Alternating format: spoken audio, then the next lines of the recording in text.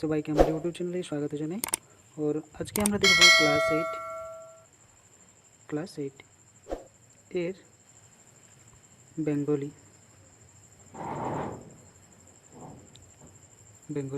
ঠিক আছে। তাহলে আমরা বেঙ্গলির সেট 1 দেখব। এই সেটের মধ্যে আমরা যে বইয়ের প্রশ্ন উত্তর এবং ব্যাকরণ যেগুলো থাকবে সেগুলোকে বিশেষ করে দেখব এবং তার সাথে সাথে তোমাদের যে এক্সামের মধ্যে আসবে সেগুলো প্যাসেজ কিছু থাকবে, সেগুলো কিন্তু এটাতে করা নেই। ঠিক আছে, প্যাসেজগুলো কী ধরনের প্যাসেজ থাকবে তোমরা সেটা পড়তে হবে এবং তারপর তার উত্তর লিখতে হবে। তাহলে আমরা এই সেটের মধ্যে দেখব গ্রামার এবং বইয়ের মহত্বপূর্ণ যে প্রশ্নগুলো সেই প্রশ্নগুলোকে আমরা আজকে দেখব। ঠিক আছে, যারা এই চ্যানেলে নতুন তারা এই চ্যানেলকে সাবস্ক্রাইব করে রাখো, তাহলে পরের ভিডিওর আপডেট বা নোটিফিকেশন কিন্তু তোমরা পেয়ে যাবে। ঠিক আছে, তাহলে চলো আমরা এই ভিডিওকে শুরু করি। এবং 2022 সালের মধ্যে যে আসছে এক্সাম, এটার মধ্যে খুব মহত্বপূর্ণ তোমাদের এই ভিডিও হতে চলেছে। ঠিক আছে, তাহলে শুরু থেকে শেষ পর্যন্ত অবশ্যই কিন্তু এই ভিডিও দেখবে, তাহলে তোমাদের মধ্যে অনেকেই সহজ সরল হয়ে যাবে এই যে বইয়ের প্রশ্ন থাকবে সেগুলো করতে। আর এবারে তোমাদের এমসিকিউ প্রশ্ন থাকবে না, বিশেষ করে এই ধরনের বড় লং প্রশ্নই থাকবে কিন্তু। ঠিক আছে, তাহলে আমরা শুরু করি এই ভিডিও। প্রথম প্রশ্ন এখানে কেটে গেছে, পালামো যাত্রার পথে লেখকের মনোরম অভিজ্ঞতাটি নিজের ভাষায় আপনাকে কী করতে হবে, লিখতে হবে। তাহলে এটি আমাদেরকে সার দেখতে বলছে এবং এখানে আমরা দেখব। এখানে আমরা 2 নম্বর এটাতে আমরা এর যে সার সংক্ষেপ সেটা দেখতে হবে। আমরা এখানে 2 নম্বর প্রশ্ন, সেই প্রশ্নের উত্তর কিন্তু আমরা দিয়ে দেব। নদীর জল তরল বস্তুর সঙ্গে পাহাড়ের মতো কঠিন বস্তুর তুলনা লেখক কেন করেছেন বুঝিয়ে আপনাকে সেটা কী করতে হবে, লিখতে হবে। তাহলে আমরা এখানে দেখব, লেখক পালামু জেলার পাহাড়ি অঞ্চলের বৃত্তাম্ভ বর্ণনার সারিবদ্ধ বিস্তীর্ণ পাহাড় শ্রেণীর দেখিয়া নদীর তরঙ্গের সহিত তাহার তুলনা করিয়াছেন। নদীতে যেমন অসংখ্য তরঙ্গ, কোনটি বড় কোনটি ছোট, এখানেও তেমনি অসংখ্য ছোট বড় পাহাড়ের শ্রেণী দেখিয়া লেখকের ঐরূপ মনে হইয়াছে। তাহলে নদীর সাথে পাহাড়ের তুলনা করা হয়েছে, কোনোটি বড় কোনোটি ছোট, যেমন আমরা নদীতে ঢেউ দেখি সেই ঢেউয়ের মতো। ঠিক, আমরা 3 নম্বর প্রশ্ন দেখব, লেখকের বর্ণনা অনুযায়ী পালামু এই পাহাড় জঙ্গল তৃণভূমির বর্ণনা তোমার নিজের ভাষায় লিখতে হবে। তো যারা এটি পালামু থেকে আছে তারা বিশেষ করে আরও ভালোভাবে জানতে পাবে।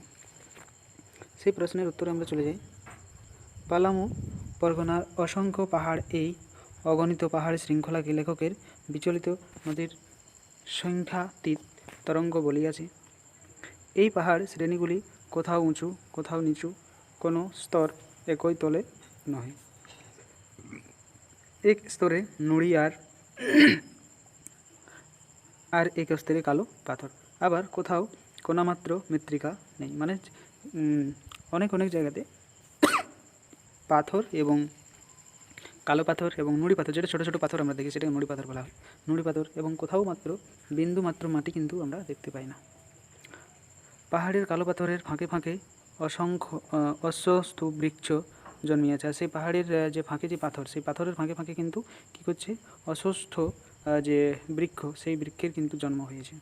এই পর্বত শ্রেণী ক্রমে নবমধ্য প্রবেশ করিয়াছে।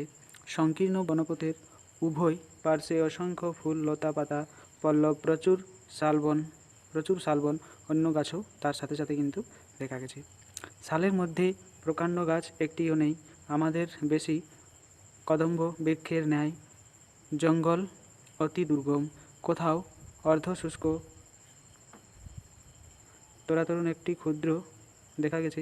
ইংরেজি কেটে গেছে, এ কিন্তু পড়া যাবে না। ঠিক আছে, তো যেটা বুঝে গেলে সেটাই কিন্তু অনেকটা তোমাদের কাজে আসবে। এখানে দেখো দেওয়া আছে অর্থ লেখো ও বাক্য রচনা করো। আপনাদেরকে অর্থ লিখতে হবে এবং তার সাথে সাথে বাক্য রচনা করতে হবে। দেখো এখানে দেওয়া আছে যে প্রশ্ন সেটা হচ্ছে মেঘ ভ্রম। তাহলে এটির অর্থ কী দেখি, দেখো সুদূরের বাষ্পে আস্তরণকে মেঘ বলিয়া ভুল করা, পাহাড়ের উপরে বাষ্প দেখিয়া আমাদের মেঘভ্রম হইয়াছিল। তাহলে পাহাড়ের উপরে আমরা যে মেঘ দেখেছি সেটা দেখেই কিন্তু আমাদের মধ্যে কী হয়েছিল, যে এটি মেঘ, বাদলকে দেখে মেঘ, বাষ্পকে দেখে আমরা মেঘ মনে করেছিলাম। ঠিক। তামাভ্র, এখানে আমরা 2 নম্বর দেখব তামাভ্র। তামাটে পার্বত্য অঞ্চলের কোথাও কোথাও তামাভ্র মৃত্তিকা দেখা যায়, মানে তামার মতো। এখানে কঞ্চিত, এখানে আমরা কি দেখব, কঞ্চিত। এখানে কোচকানো চক্ষু কুঞ্চিত করিয়া তিনি বস্তুটি নিরীক্ষণ করিলেন।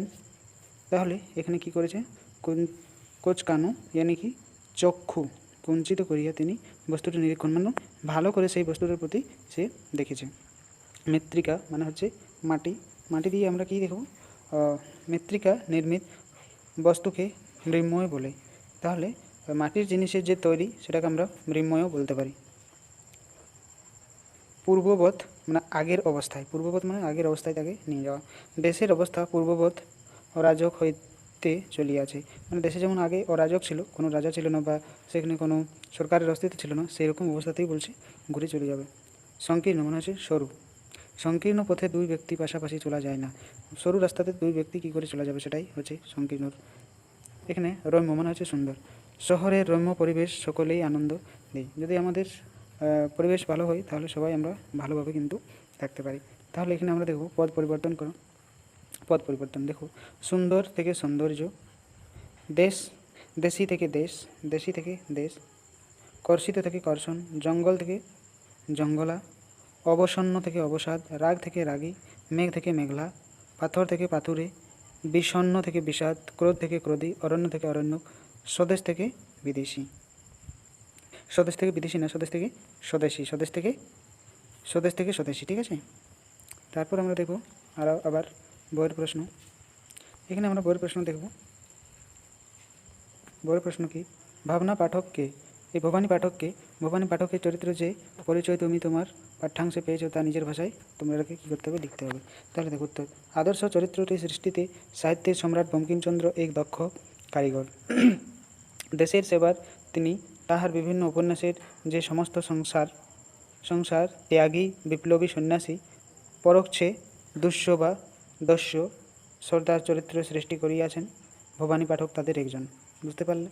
এখন দেখো ভবানী পাঠক গল্পের নায়ক দেবী চৌধুরী, উপন্যাসের দস্যু সর্দার, দেশ মাতৃকতার সেবার সন্তান দল গঠনের উদ্দেশ্য ব্রাহ্মণ পণ্ডিতের ভবানী পাঠক দস্যু সর্দার হয়েছেন। বনে লোকের চক্ষু অন্তরালে কুটিরে থাকেন, তাহার দলে পুরুষ ও নারী সকলেই শিক্ষা গ্রহণ লিপ্ত, কঠোর ব্রতচারী নিষ্ঠাবান আদর্শ চরিত্র আমরা দেখতে পাই।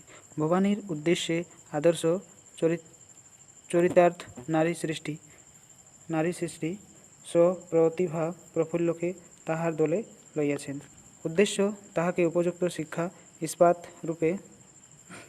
রূপে গড়িয়া নারী শিক্ষায় নিযুক্ত করা। ভবানী চরিত্রের মধ্যে বঙ্কিম স্বাধীনতার উত্তর ও এখানে কেটে গেছে। ঠিক আছে, অতটাই যদি ভালো করে তোমরা পড়তে পারো, লিখতে পারো, তাহলে সেটাই অনেক। আমরা পরের প্রশ্ন দেখে নেব। পরের প্রশ্ন, কংসাবতীর পোশাক তৈরি করার ঘটনাটি নিজের ভাষায় দেখো। মাছ এবং জলচর প্রাণীরা কংসাবতীকে রানী বলতে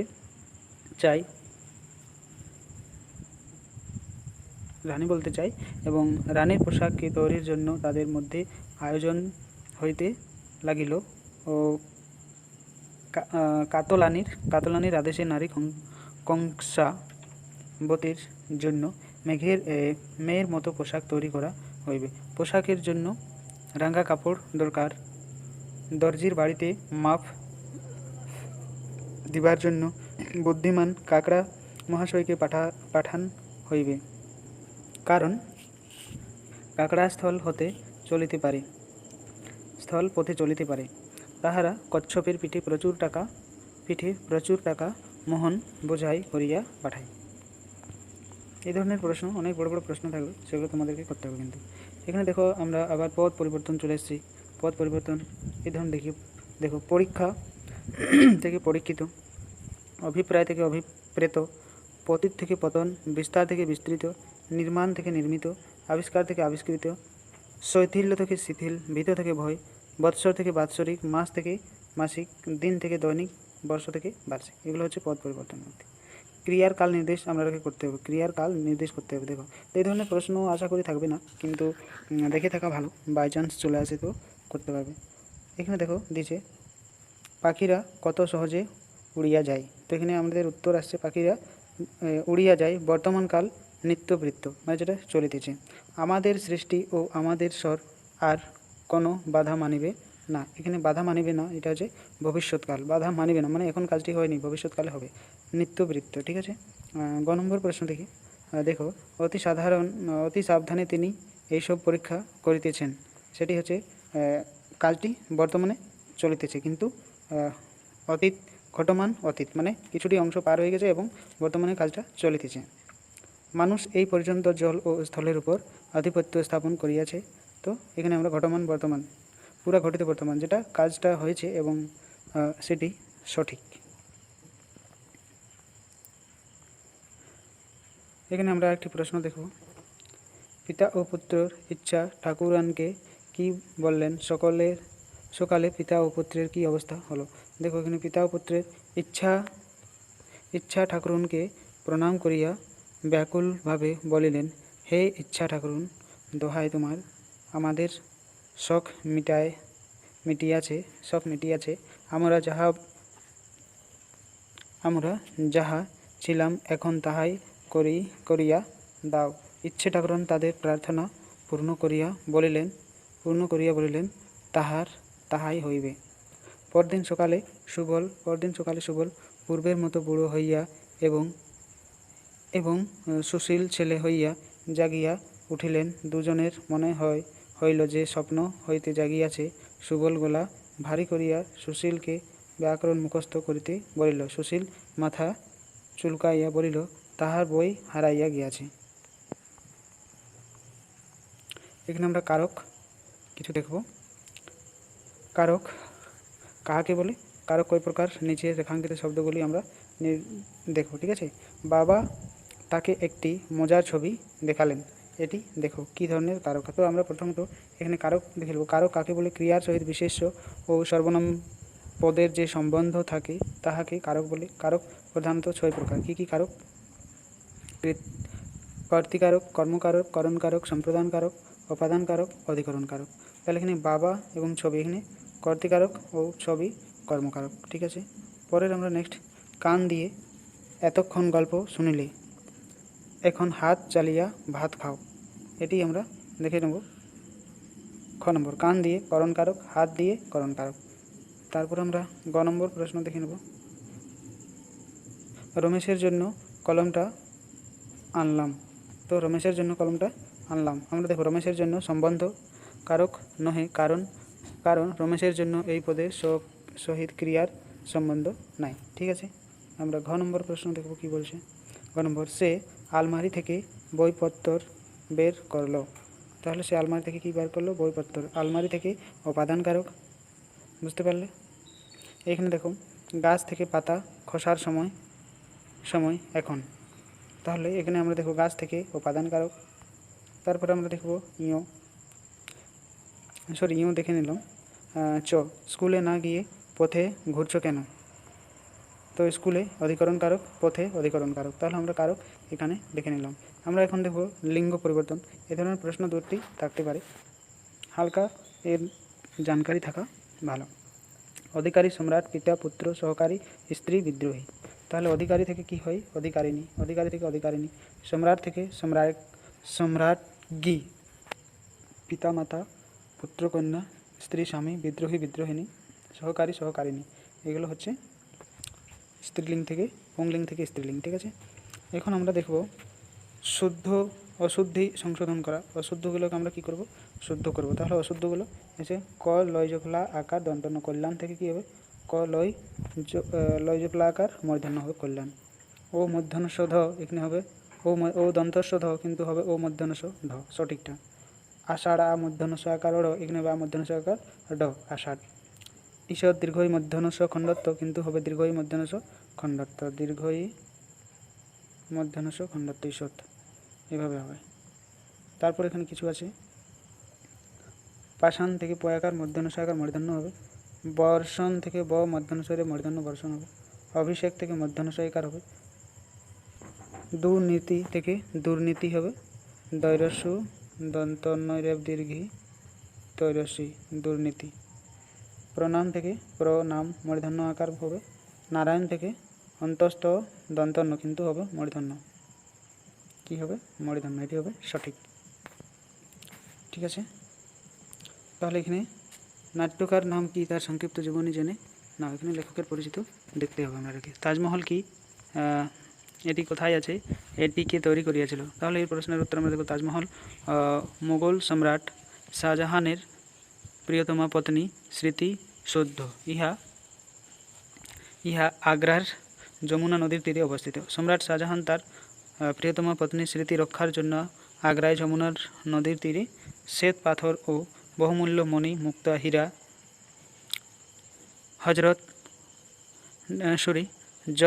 জহরত, পান্না, চুনি প্রভৃতি খোদিত করিয়া বিশ্বের আশ্চর্য এই সৌধ নির্মাণ করেন।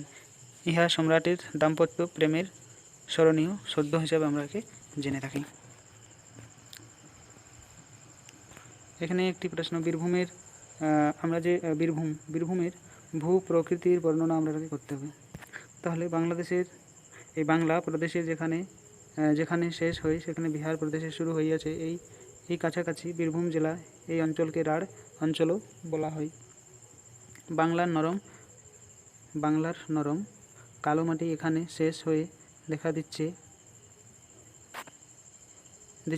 শুরু অসমতল করে রঙের মাটি, এখানে ঘন সবুজ গাছের শ্যামলীলা দেখা যায় না, তাহার বদলে দেখা যায় বিশাল অসমতল গৌরিক প্রান্তর, দূরে দিগন্তরে যা সঙ্গে মিলিত হয়েছে, সেই মাঝে মাঝে কিছু গুল্ম, তাতে বনফুল ফুটে রয়েছে। বীরভূমের দক্ষিণে বক্রেশ্বর ও কোপাই দুটি নদীর মিলিত হয়ে কুয়ে নাম দিয়ে মুর্শিদাবাদে প্রবেশ করে ময়ূরাক্ষী নদীর সঙ্গে মিশেছে। এখানে আমরা কিছু সন্ধিবিচ্ছেদ দেখব। এ ধরনের সন্ধিবিচ্ছেদ কিন্তু কিছু থাকতে পারে, তাহলে আমরা সন্ধিবিচ্ছেদ দেখব কিছু। রূপ যুক্ত অন্তর সমান রূপান্তর, উত্তর যুক্ত অধিকারী উত্তরাধিকারী, রাজা যুক্ত ঈশ্বরী রাজেশ্বরী, आशा युक्त अनुरूप आशा अनुरूप, दिक जोड़ मतलब युक्त अंत दिगंत, परियुक्त इक्खा परीक्षा, वर युक्त रन युक्त अंकन रणांगन, तपयुक्त चर्चा तपचर्चा। ठीक है, আমরা এখানে কারক কিন্তু দেখে নিয়েছি।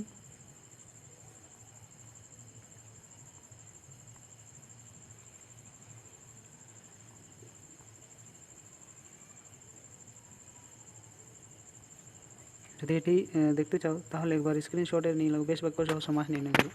সমাস এখানে আমরা যদি দেখি তাহলে সমাস থাকতে পারে দুটি প্রশ্ন, তাহলে একবার স্ক্রিনশট নিয়ে নাও। দেখো, লাঠালাঠি, কলা পাতা,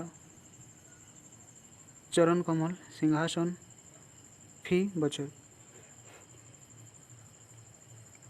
লাঠালাঠি, লাঠিতে যে যুদ্ধ সেটাকে ব্যবহৃত এনে বহুবহুরী সমাস হয়। কলা পাতা, কলার পাতা ষষ্ঠী তৎপুরুষ। চরণ কমলের ন্যায় উপমিত কর্মধারয় সমাস। সিংহাসন, সিংহ চিহ্নিত আসন, মধ্যপদের লোপী কর্মধারয়। ফি বছর, বছর অব্যয়ভাব সমাস। তাহলে এই প্রশ্নের একবার স্ক্রিনশট নিয়ে নাও আর একবার তোমরা এই প্রশ্নটিকে পড়ো এবং লিখো। ঠিক আছে, লিখে তোমরা এই নম্বরে হোয়াটসঅ্যাপ করে ভেজতে পারো।